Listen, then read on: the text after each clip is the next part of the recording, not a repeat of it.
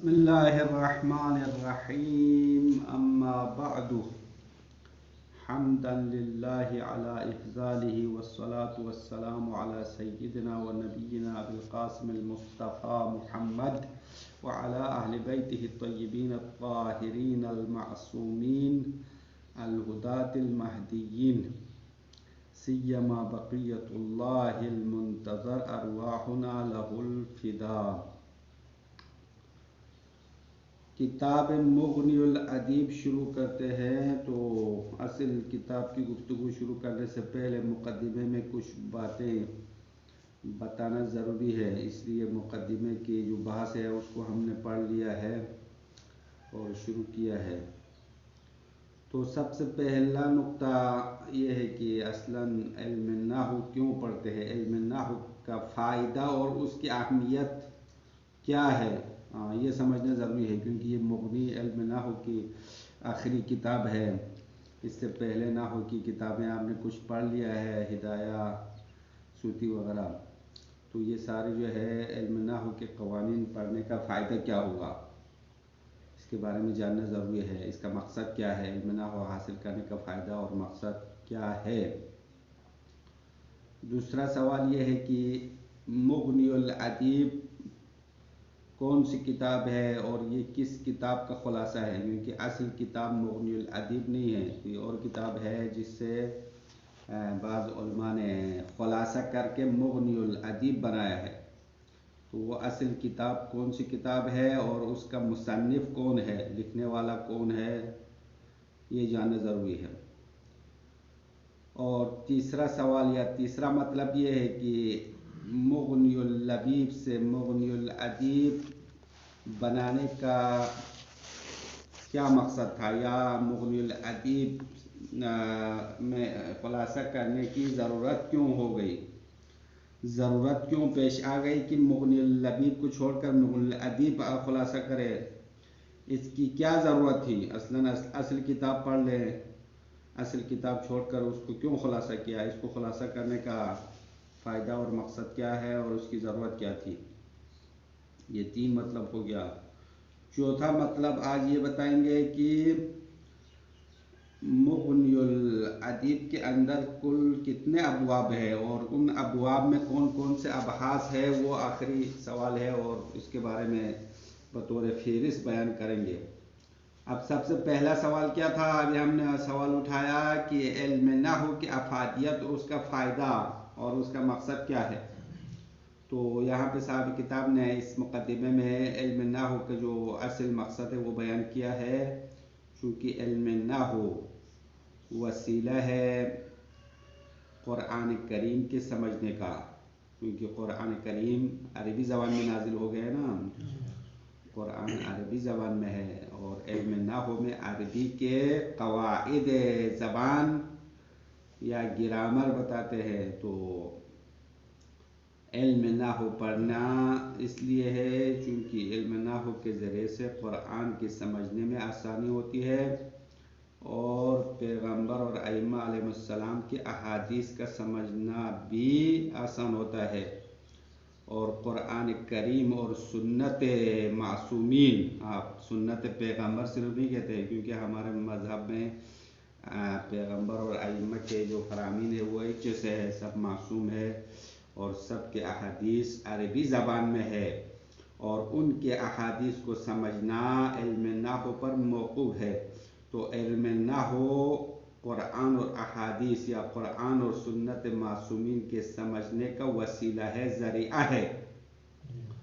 اور کتاب خدا اور سنت ائمہ اور سنت پیغمبر وسیلہ ہے دنیا اور آخرت کی خوشبختی اور سعادت کا، اور دین اور دنیا کی مصلحتوں کے حاصل کرنے کا وسیلہ ہے. تو پتہ چل گیا کہ علم نحو خود ہدف نہیں ہے، بلکہ علم نحو وسیلہ ہے، مقدمہ ہے اصل مقصد تک پہنچنے کے لیے. اور اصل مقصد کیا ہے، قرآن اور احادیث کو سمجھنا ہے. قرآن اور احادیث کا سمجھنا کافی ہے کیا، قرآن اور احادیث کا فقط سمجھنا کافی نہیں ہے، بلکہ اس پر عمل کر کے دین اور دنیا کے فوائد کو حاصل کرنا ہے اور سعادت دارین حاصل کرنا ہے، دنیا و آخرت میں خوش بختی اور سعادت حاصل کرنا۔ تو علم نحو اس لیے پڑھتے ہیں تاکہ انسان سعادت دینی اور دنیاوی تک پہنچ جائے۔ بس پہلے مطلب یہاں تک مکمل ہو گیا، بس علم نحو کے افادیت اور فائدہ اس میں ہے۔ اما شرط یہ ہے کہ علم نحو کے قوانین کو پہلے سمجھے، اس کے بعد اس کو عمل میں لائے، فقط پڑھنا تو کافی نہیں ہے۔ بس علم نحو میں جو قواعد بتاتے ہیں اس کو عمل میں لانا چاہے، عربی عبارتوں میں، عربی الفاظ میں اس کو لاگو کرنا ممکن ہونا چاہیے۔ اس حد تک علم نحو پر ملکہ حاصل کرے کہ آپ کسی عبارت کے ترکیب کر سکے، اس کا تجزیہ کر سکے۔ ہاں، اس حد تک ملکہ علم نحو حاصل ہونا چاہے، کسی لفظ کے اعراب کی وجہ بھی سمجھ سکے کہ اس پر اعراب کیوں آیا ہے، فاعل ہے، مفعول ہے، مضاف الیہ ہے، حال ہے، تمیز ہے، ان کو پہچاننا پڑے گا۔ فقط امتحان پاس کرنے کے لیے پڑھنا کافی نہیں ہوگا، علم نحو پڑھنا بھی اپنے حد تک پڑھنا چاہیے اور اس کو اچھی طرح سمجھ کے اور اس پر عبور حاصل کرنا چاہے اور اس کو مقام ضرورت میں عمل میں لانا چاہیے۔ یہ پہلا مطلب ہو گیا، علم نحو کے فائدہ اور اس کے مقصد کے بارے میں بات ہو گئی۔ اس کے بعد دوسرا سوال، مغنی الادیب کون سی کتاب ہے؟ تو مغنی الادیب اصل میں مغنی اللبیب ہے، پورا نام ہے مغنی اللبیب عن کتب الاعاریب۔ مغنی، اصل مغنی کا معنی کیا ہے؟ مغنی اسم فاعل کا صیغہ ہے، اغنا یغنی اسم فاعل آتا ہے مغنی، معنی کیا ہے؟ بے نیاز کرنے والی کتاب۔ مغنی اسم فاعل کا صیغہ ہے، باب افعال سے، تو اغنا یعنی بے نیاز کیا، یغنی بے نیاز کرے گا، مغنی یعنی بے نیاز کرنے والی کتاب۔ تو مغنی اللبیب، لبیب عربی میں کہتے ہیں عقل مند کو، عقل مند کو علم نحو کی ساری کتابوں سے بے نیاز کرنے والی کتاب ہے۔ اور اس کتاب کو کس نے لکھا ہے؟ اس کا مصنف کون ہے؟ مصنف کا نام ہم نے بتایا تھا جمال الدین ابن ہشام انصاری۔ یہ ابن ہشام مشہور ہے، اس کا لقب ہے ابن ہشام یا اس کی کنیت ہے، لیکن اصل میں نام جمال الدین ہے، ابن ہشام الانصاری المصری، اس کا پورا نام یہ ہے۔ اور اس نے مغنی اللبیب عن کتب الاعاریب کے نام سے ایک بڑی کتاب لکھی ہے جو علم نحو میں سب سے بلند ترین کتاب ہے، سب سے اعلیٰ درجے کی کتاب ہے، اور اس کتاب کے مقابل میں کوئی اور علم نحو کی کتاب نہیں ہے۔ اور اس کتاب کے سامنے علم نحو کے بڑے بڑے حضرات نے گھٹنے ٹیک دیے ہیں، اور اس کتاب کے پڑھنے سے باقی ساری کتابوں سے انسان بے نیاز ہو جاتا ہے، اس لیے اس کا نام کیا رکھا ہے؟ مغنی، بے نیاز کرنے والی کتاب۔ کس چیز سے بے نیاز کرنے والی ہے؟ باقی علم نحو کی کتابوں سے۔ اگر آپ نے مغنی کو اول سے آخر تک صحیح طرح پڑھ لیا تو باقی ساری کتابیں کلوز کر کے الماری میں بند کرو، بس ان کی ضرورت نہیں ہے، بس صرف مغنی پڑھ کے کفایت ہو جائے گی۔ بس مغنی اللبیب عن کتب الاعاریب اصل کتاب ہے، اور یہ بہت موٹی کتاب ہے، لمبی کتاب ہے۔ اب اس کو علم نحو کے جو بعض اساتید نے، حوزہ علمیہ قم کے بعض علماء نے، بڑے بڑے علماء نے اس کتاب کو خلاصہ کیا ہے، خلاصہ کر کے اس کو نیا نام دیا ہے مغنی الادیب عن کتب الاعاریب۔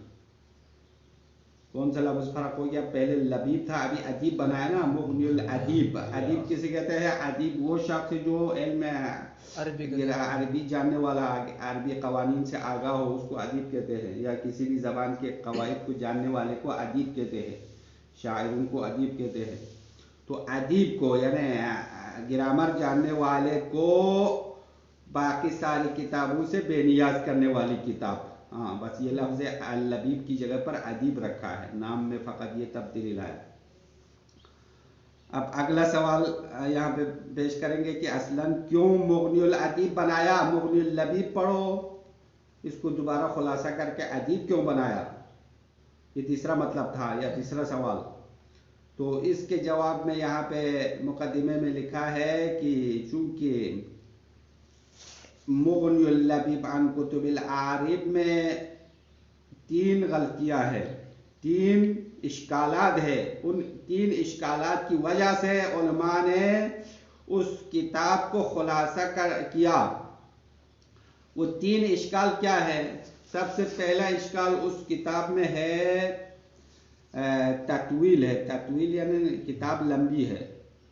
مغنی اللبیب موٹی کتاب ہے، لمبی کتاب ہے، بہت ساری جو ہے قوانین نحو بیان کیا ہے، اور اگر اول سے آخر تک پڑھے تو 1 2 3 سال تک پڑھنا پڑتا ہے. تو تطویل پڑھنے والوں کے لیے تھکاوٹ کا سبب بنتا ہے. لمبی کتاب پڑھتے رہے تو انسان تھک جاتا ہے اور اس کا دل تنگ ہوتا ہے.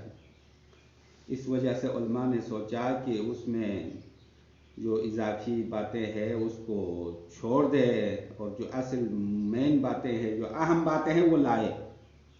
خلاصہ کرنے کی ضرورت ہو گئی. تو پہلا اشکال اس کتاب میں کیا ہے؟ لمبی کتاب ہے. وہ مغنی اللبیب ایک لمبی کتاب ہے اور تکرار بھی ہے. تکرار ایک بات کو بار بار دہرایا ہے، اور یہ بھی انسان کی دل تنگی کا سبب بنتا ہے. پڑھنے والے اس کتاب کو پڑھنے سے دل تنگ ہو جاتا ہے، اس لیے اس کو خلاصہ کیا.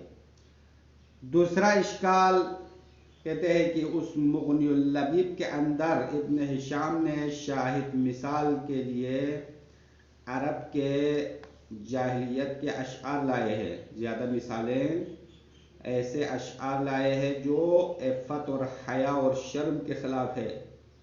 بے شرمی والے اشعار، جیسے کہ آپ نے سوتی میں کچھ اشعار پڑھے ہیں نا، شاید مثال ایسے لاتے ہیں جو عرب کی جاہلیت کے عشق و عاشقی کے، عورتوں کی باتیں ہیں، مختلف جو ہے فضول باتوں پر مشتمل اشعار لائے ہیں شاید مثال کے طور پر.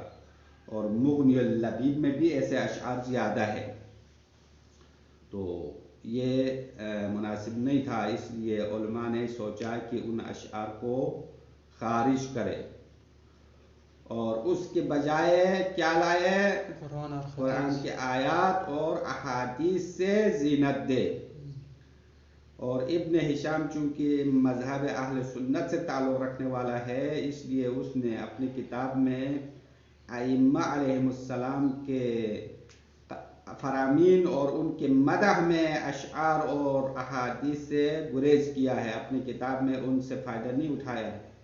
تو علماء قوم نے سوچا کہ اس کتاب کے اندر سے فضول اشعار کو نکال کے کتاب کو ائمہ اور پیغمبر کے فرامین سے زینت دے، اور ان اشعار کے ذریعے سے زینت دے جو پیغمبر اور ائمہ کی مدح میں وارد ہوئے ہیں، یا ان کے مرثیے میں ان کی مصیبت میں جو اشعار کہے گئے ہیں ان کے ذریعے سے کتاب کو زینت دی جائے.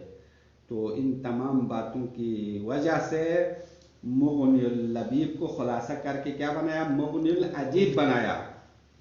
تو مغنی الادیب پڑھنے میں آپ کو علم نحو کے قواعد کی جاننے کے ساتھ ساتھ کچھ احادیث اور آیات سے بھی آگاہی ہوگی، کیونکہ علم نحو کا اصل مقصد پہلے ہم نے بتایا قرآن اور احادیث کو سمجھنا ہے. تو اس کتاب میں بہت سارے مثالیں قرآن اور احادیث سے، قرآن کی آیتیں اور احادیث معصومین ذکر ہوئے ہیں، ان کو سمجھو تو آپ کو کافی فائدہ ہوگا. خود اس کتاب کے اندر ہی قرآن اور احادیث کی کچھ باتیں سمجھ میں آ جائے گی. آخری مطلب یہ تھا کہ مغنی الادیب کے کتنے ابواب ہیں؟ تو کہتے ہیں مغنی الادیب کے 8 ابواب ہیں، 8 چپٹر ہے یا 8 باب ہے. ان ابواب میں مغنی کے تمام ابحاث کو خلاصہ کیا ہے. سب سے پہلا باب مفردات کی تفسیر اور ان کے احکام کے بارے میں ہے، یعنی ہر لفظ کا، ہر کلمے کا الگ الگ معنی بتاتے ہیں. یہ پہلا باب ہے اور اس کے احکام بتاتے ہیں. اور یہ سب باب اول پورا 1 سال کا کورس ہے. پہلے سال میں باب اول پڑھتے ہیں، فقط مفردات کی گفتگو ہے. باب ثانی، اس کے بعد دوسرا باب، مغنی کا دوسرا باب کس کے بارے میں ہے؟ جملوں کی تفسیر اور جملوں کے اقسام اور احکام کے بارے میں بات کرتے ہیں. جملے، پہلے جملے کی وضاحت کرتے ہیں، اس کے بعد اس کے اقسام بتاتے ہیں، پھر احکام بتاتے ہیں. یہ باب ثانی ہے.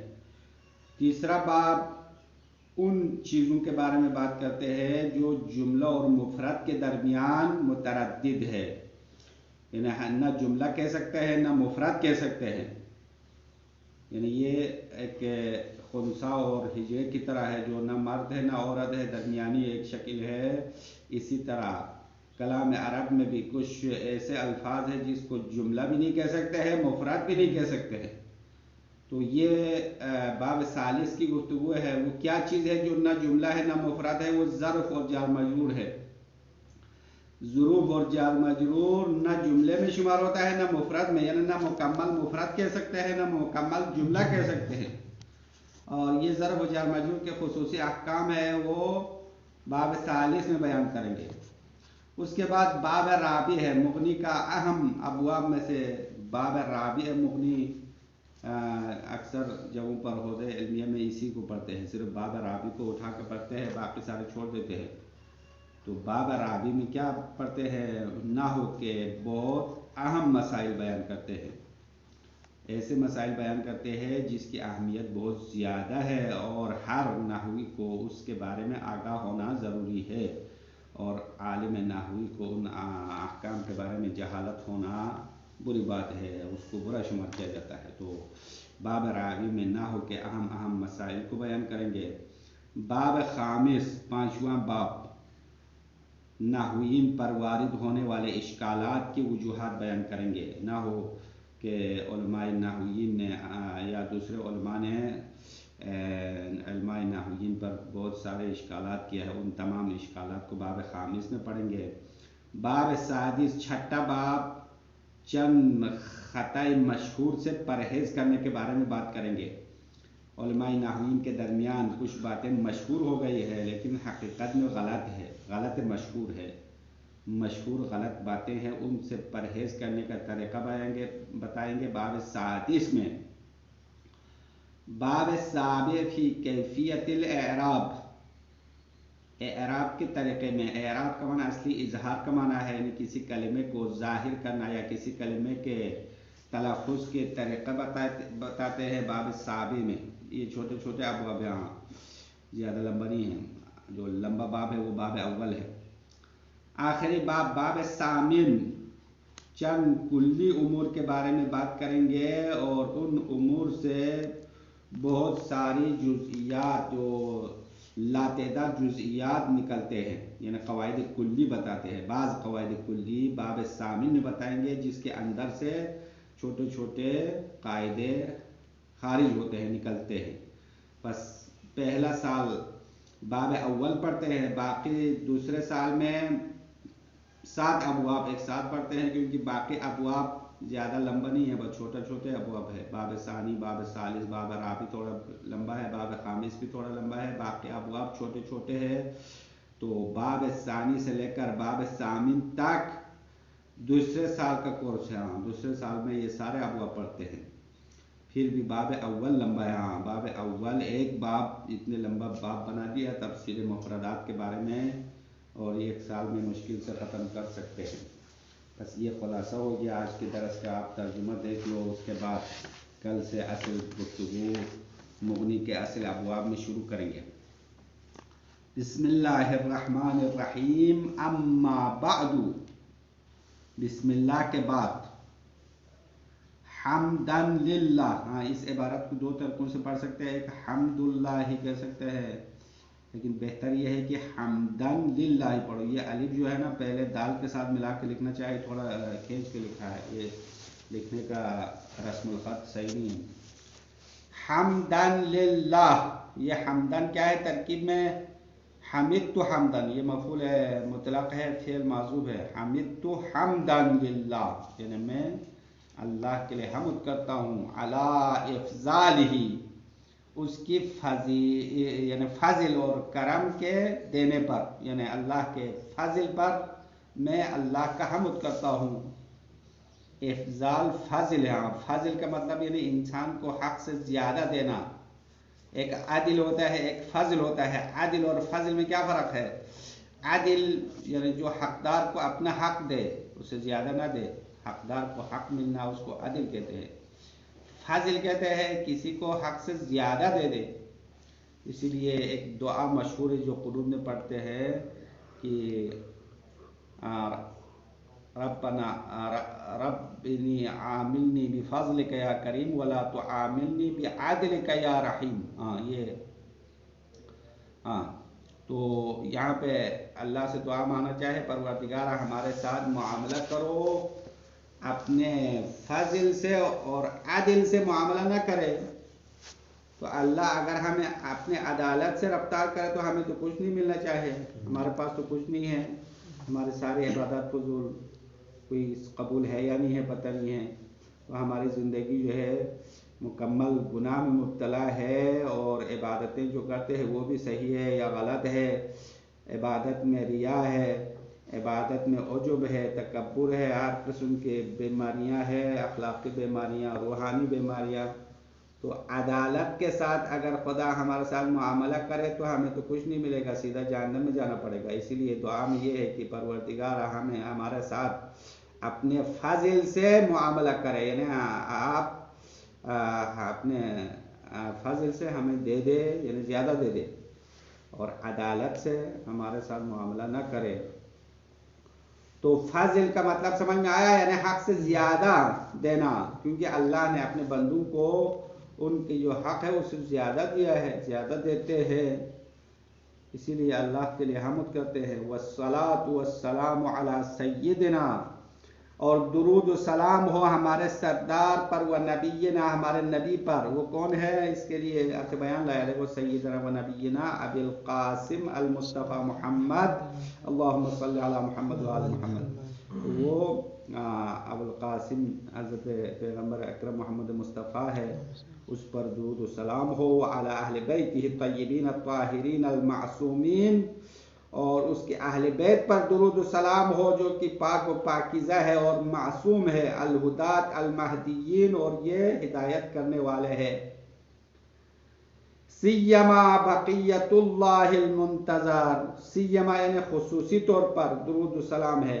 سیما استعمال ہوتا ہے خصوصیت کے لیے، استثناء خاص کے لیے، جو بعد میں سین کے بحث میں باب اول میں پڑھتے ہیں. تو سیما پڑھتے ہیں، سیما سین کسرے کے ساتھ ہے. سیما بقیت اللہ یا بقیت اللہ، سیما کے بعد والے اسم کو 3 اعراب میں سے کوئی اعراب دے سکتے ہیں. سیما بقیت اللہ بھی صحیح ہے، بقیت اللہ بھی صحیح ہے.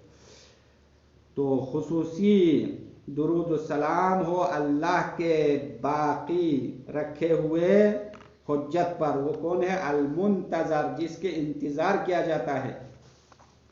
بقیت اللہ المنتظر کون ہے؟ امام زمان ہے نا. امام زمان پر درود و سلام خصوصی طور پر ہو. ارواحنا لہ الفداء، ہماری جانیں اس پر قربان ہو. اب یہ تو خطبہ ہے، کتاب کی شروع کرنے سے پہلے خطبہ پڑھ لیا، درود و سلام بھیج دیا. اس کے بعد جو اصل مقدمے میں جو باتیں بتانا ہے، خلاصے میں نے بتایا کہ سب سے پہلے علم نحو کی اہمیت بتایا ہے.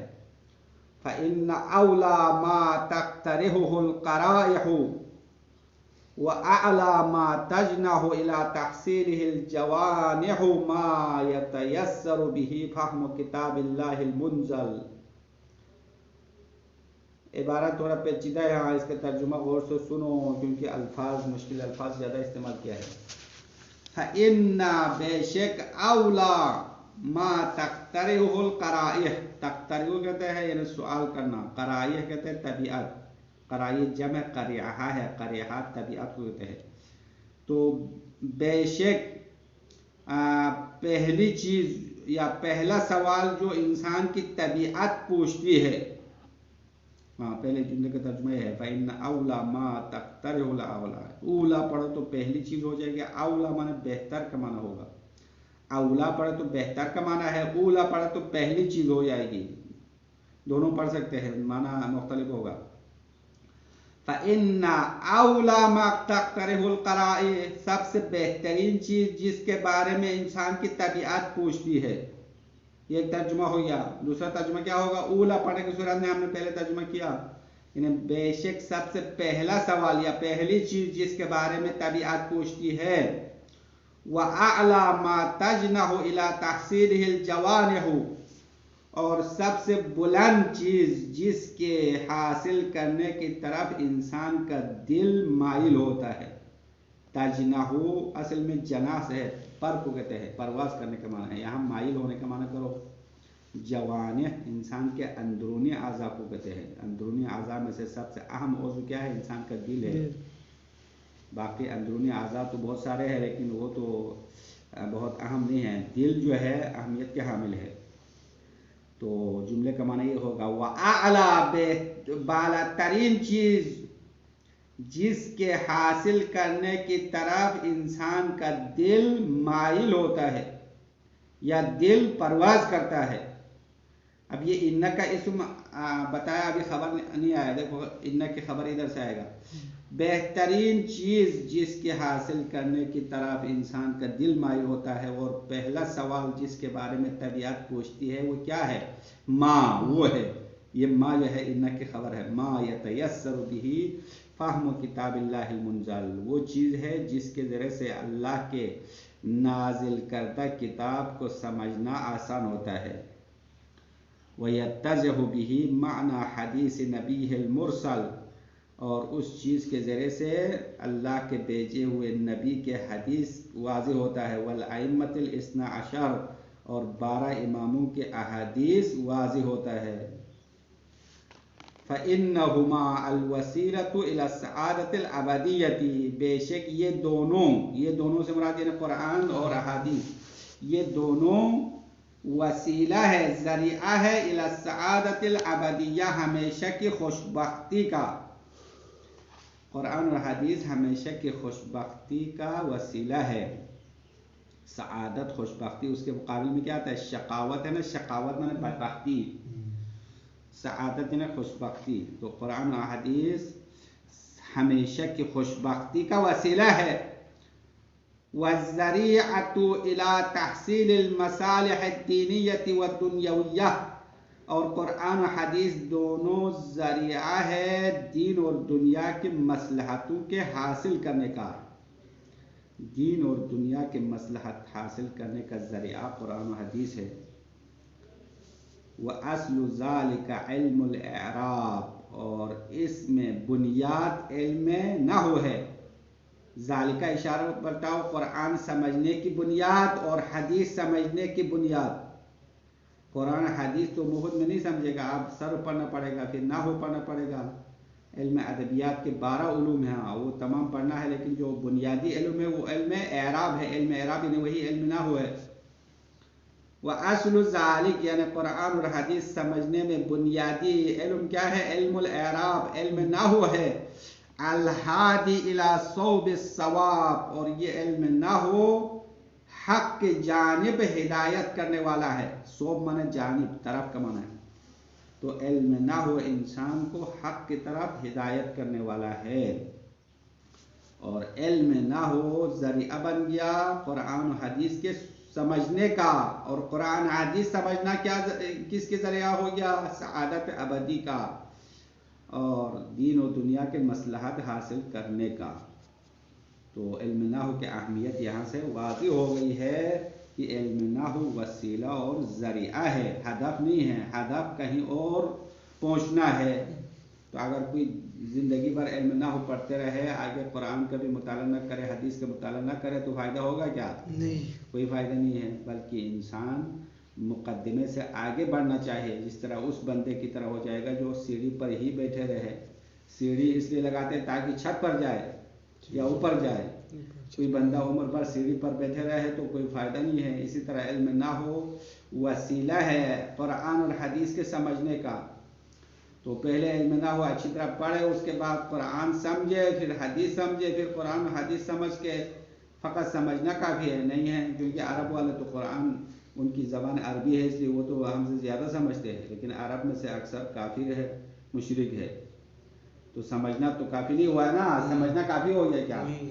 تو اس پر عمل کرنا اور اس پر ایمان لانا اور عمل کرنا یہ وسیلہ ہے. ہاں بس یہ علم نحو کی اہمیت یہاں تک ختم ہو گئی. اس کے بعد مغنی الادیب کہاں سے بنایا اور اصل کتاب کی جو اہمیت ہے وہ بیان کرتے ہیں. مغنی کی قدر و قیمت یہاں سے بیان کرتے ہیں. وَمِنْ أَجَلِّ مَا صُنِّفَ فِيهِ قَدْرًا، اور سب سے بڑی چیز جو اس علم نحو میں تصنیف کی گئی ہے، تصنیف کرنا یعنی لکھی گئی ہے، قدراً یعنی قدر و قیمت کے لحاظ سے جو بڑی کتاب لکھی گئی ہے، وَأَحْسَنِهِ وَقْعًا، اور اہمیت کے لحاظ سے سب سے اچھی کتاب، وَأَعَمِّهِ نَفْعًا، اور علم نحو میں فائدہ دینے میں سب سے عام کتاب کون سی کتاب ہے؟ کتاب مغنی اللبیب عن کتب الاعاریب، کتاب ہے جس کا نام مغنی اللبیب عن کتب الاعاریب ہے، یعنی عقل مند کو نحو کی ساری کتابوں سے بے نیاز کرنے والی کتاب جو ابن ہشام نے لکھی ہے. الذی تشد الرحال فیما دونہ، اور اس مغنی نے بستر گول کر دیا فیما دونہ، اس سے نیچے والی کتابوں کی. شد تک مانا باندھنے کا مانا، رحال یعنی بستر بند کر دیا کا مطلب یعنی باقی ساری کتابوں کی اہمیت ڈون کر دی ہے اس کتاب نے. یہ بہت بڑی کتاب ہے. الذی، وہ مغنی، تشد الرحال فیما دونہ، اس سے نیچے والی ساری نحو کے کتابوں کے بستر گول کیا. وَتَقِفُ عِنْدَهُ فُحُولُ الرِّجَالِ، اور اس کتاب کے پاس علم نحو کے بڑے بڑے لوگ ٹھہر گئے. تقف مانا ٹھہرنا، فحول کہتے ہیں جو بڑے بزرگ ہوتے ہیں.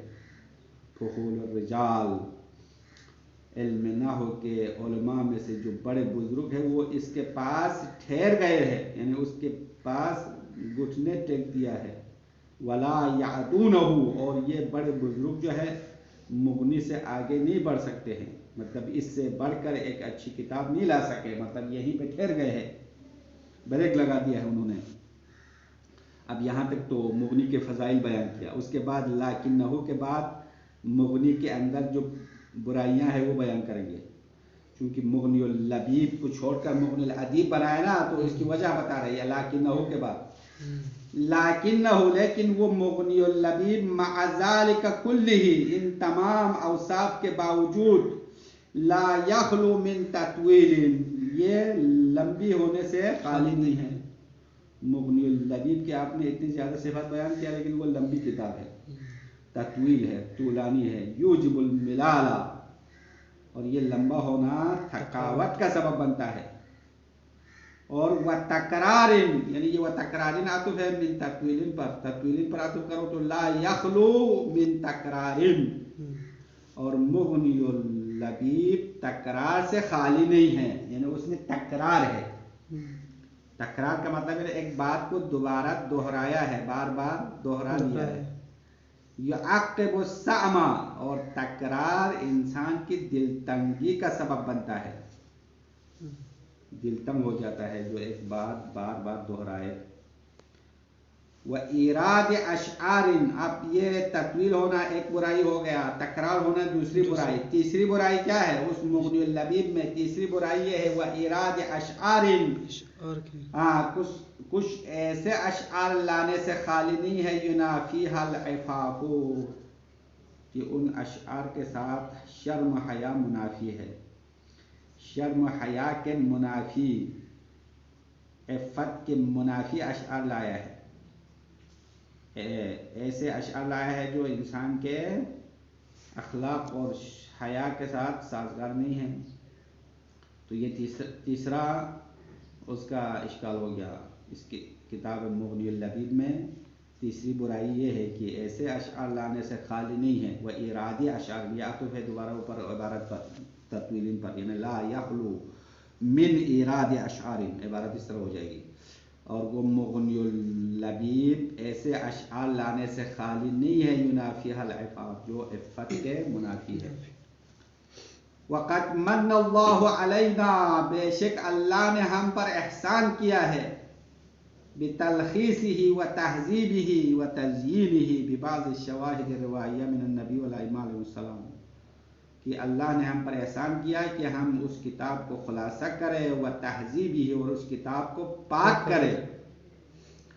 تہذیب نے پاک کرنا. وَتَزْيِينِهِ، اور اس کتاب کو زینت دے، بِبَعْضِ الشَّوَاهِدِ الرِّوَائِيَّةِ، روایت اور احادیث کے بعد شاید مثالوں کے ذریعے سے زینت دے، وہ روایت منقول ہے من النبی صلی اللہ علیہ وآلہ، پیغمبر سے نقل ہے، والائمۃ الہدات، اور ائمہ ہدات سے نقل ہے، ان روایات کے ذریعے سے کتاب کو زینت دے۔ والامثلۃ الشعریہ فی مدحہم ورثائہم، اور ان شعر کی مثالوں کے ذریعے سے زینت دے جو ائمہ کے مدح میں وارد ہوئے ہیں اور ان کے مرثیے میں، رثا سے مراد یعنی ان کی مصیبت میں اشعار پڑے گئے ہیں، ان کے ذریعے سے کتاب کو زینت دے۔ فسمیناہ بمغنی الادیب، پس ہم نے اس نئی کتاب کا نام مغنی الادیب رکھا ہے۔ وہوا منحصر فی ثمانیۃ ابواب، اور یہ مغنی الادیب 8 ابواب میں منحصر ہے۔ اب اس کا خلاصہ میں نے بتا دیا، عبارت جلدی جلدی پڑھیں گے۔ الباب الاول فی تفسیر المفردات و ذکر احکامها، پہلا باب مفردات کی تفسیر اور اس کے احکام کے بارے میں ہے۔ الباب الثانی فی تفسیر الجمل و ذکر اقسامها و احکامها، دوسرا باب جملوں کی تفسیر اور اس کے اقسام اور اس کے احکام کے بارے میں ہے۔ الباب الثالث فی ذکر ما یتردد بین المفردات والجمل، ان چیزوں کے بارے میں ہے جو مفرد و جملے کے درمیان ہے، متردد ہے، نہ جملہ ہے نہ مفرد ہے۔ وہ الظرف والجار والمجرور، اور وہ ظرف و جار مجرور ہے۔ وہ ذکر احکامها، اور ان کے احکام کے بارے میں ہے۔ الباب الرابع فی ذکر احکام، چوتھا باب ان احکام کے بیان میں ہے۔ یکثر دورها، ان احکام کی اہمیت زیادہ ہے، دور سے مراد ان کا کردار، ان احکام کا کردار بہت زیادہ ہے۔ وَيَقْبَحُ بِالْمُعْرِبِ جَهْلُهَا، اور عالم نحوی کا ان احکام کے بارے میں جاہل ہونا برا ہے، یعنی ہر عالم کو جاننا ضروری ہے، ایسے احکام بیان کریں گے۔